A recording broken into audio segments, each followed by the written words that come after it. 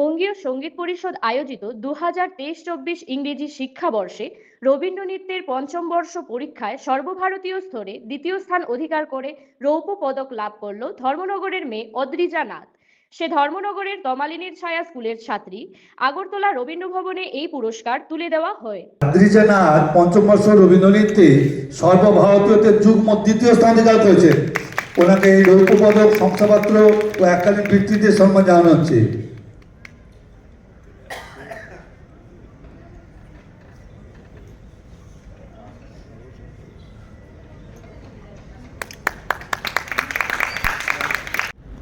নমস্কার, আমি অদ্রিজা নাথ।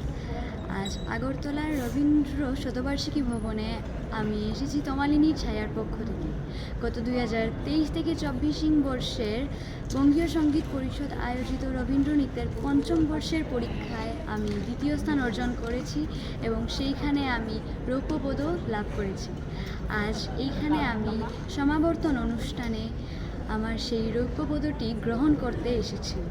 আমার এই সাফল্যের পেছনে ম্যাম শ্রীমতী সঙ্গীতা দত্ত।